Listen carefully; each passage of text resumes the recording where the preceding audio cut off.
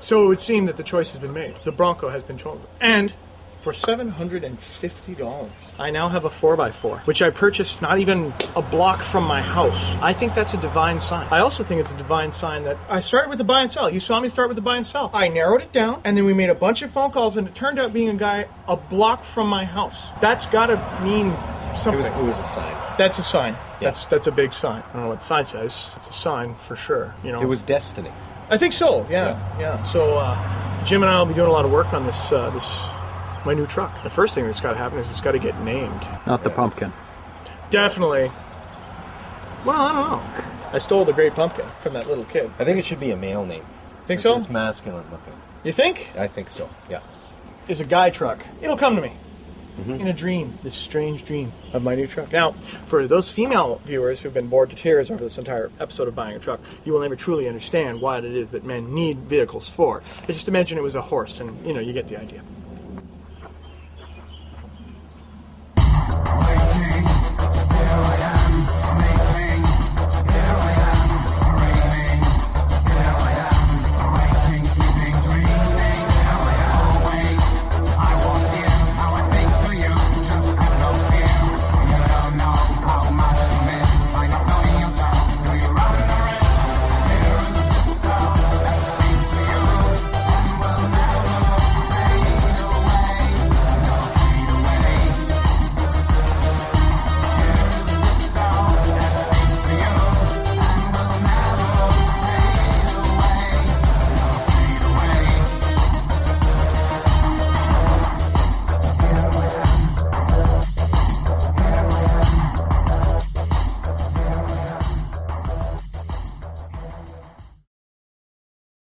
Because now we got to WOGify this thing.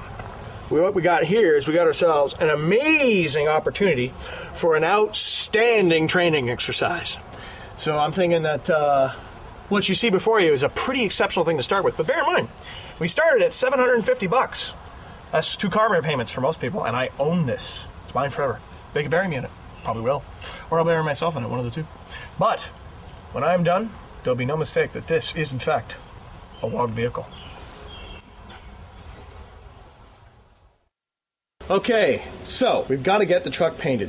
You know, I've done a bunch of stuff to the truck already. I did your usual stuff, which I'm not going to bore you with. I did an oil change. I did 2 oil changes. Apparently, you're supposed to do one, and then you do another one right away. And I threw some of those many car products in there. That got in there. And then we got a new cap, new rotor, new plugs. Still haven't looked at the tranny, but apparently these old Fords got a rear end that is just bomb-proof, apparently, because that's what everyone wants, is these old Ford rear ends for some reason for 4x4. Again, I don't know much about it. But what I do know about is I know about cam and concealment. And as we all see here, we have this unsightly rust. And rust is death.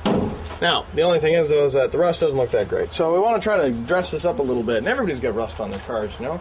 It costs so goddamn much to keep your car rust-free. So rather than, trying to always keep the car immaculate and polished, you want to be like that. Because, I mean, the whole nice 4x4 thing just doesn't really seem to work, Like, why would you have, like, a Humvee that you wax? It doesn't work, But still, you want to keep it clean and... but you want to polish it because it's a polished Humvee. Is that, a 4x4 that's polished? Should that be that way? And it gets really political. It's like the Linux Windows thing. It's really nuts. What my whole idea was is I just want to make it look okay, and you want to keep the rust off so it stays functional. And, of course, I've developed... I've never seen this done before, so I'm very, very proud of this. I based this, what I call WOGPAT, which is a CAD-PAT derivative, because you see, the CAD-PAT was the digital camouflage. Well, I've got some. There we go. That's what CAD-PAT looks like on the sheath of my kukri. And this is designed to actually trick your eyes and stuff like that. So I was thinking, wow, that's really cool. So if I wanted to, paint something, I'd want to paint it like that. I mean, that's pretty cool, but it's hard to paint that. Or is it? So I started messing around with spray paint, and I came up with a way to do this, which, I mean, this was my first attempt, and I'm sure there's people who could come up with a better way than this, but you got to understand, I'm pandering to the lowest common denominator here. I'm going to show you how to do this, and what this is going to do, especially on this stealthy orange, is this will cause my rust to blend in, and no one will ever notice the rust. And suddenly, because of, $20 worth of paint, everyone will go, wow, that truck's cool, versus that truck's a piece of shit. It's just spray paint. That's all it is, It's too easy. So that's what we're going to do here. I want to try to dress this up a bit, and to keep you from being too totally bored, we've got we got the wire brush. What do I do with my wire brush? It's a sad day when you can find your kukri, but you can't find a wire brush. wire brush.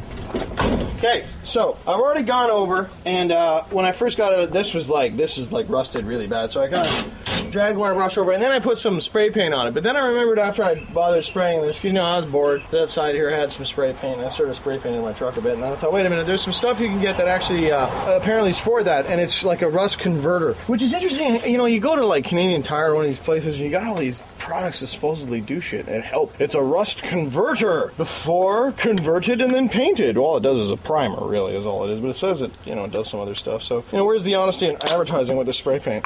You got your rust converter. Okay. This is it. This is what it's supposed to be doing. I don't see this doing much of anything. Maybe it's because I painted all over it already. Alright, I'll let that dry. My WOGPAT paint job is actually a really easy paint job to do. It just takes a long time.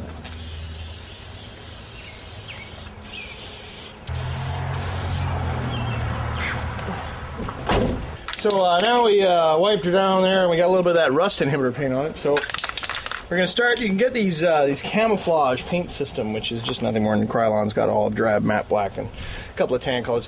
You mess around with the camouflage stores, you can take a piece of fabric in and match it up to the right colors. They get some matte reds and stuff, look pretty cool too. I'm just going to do a 3-color, because every color makes it more and more difficult, as you will soon see. But I'm just going to mask this off, so your dominant color should be the olive drab, because that gives it that good military feel.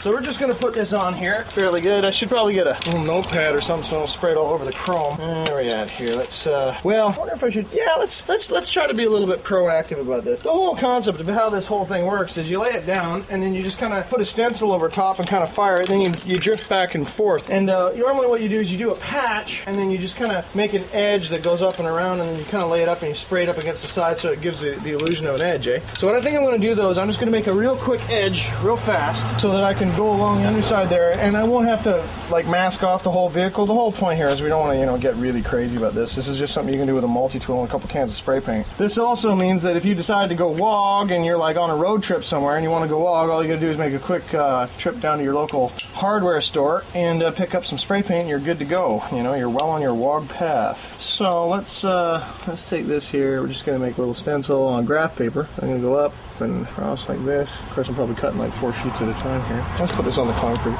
It's better on concrete anyway. Alright, so we're going to go across. Now, this is the most monotonous part, is making these stencils, because the stencils wear out pretty fast too once you start putting the paint on them. There's no real rhyme or reason to it. You're supposed to look like a jagged line, so don't get too out of whack about it. I mean, you can get kind of fancy, but don't do like a lot of spirally swirls and stuff. You want to keep it all pretty nondescript. The whole point is that when people see the paint job, they'll be like, wow, that must have taken a lot of time, you know? And you want to keep it fairly simple, kind of like Mr. Dress Up with a crazy person. The tendency will want to do 2 squares at once, but don't do that because it's not what we're trying to do here.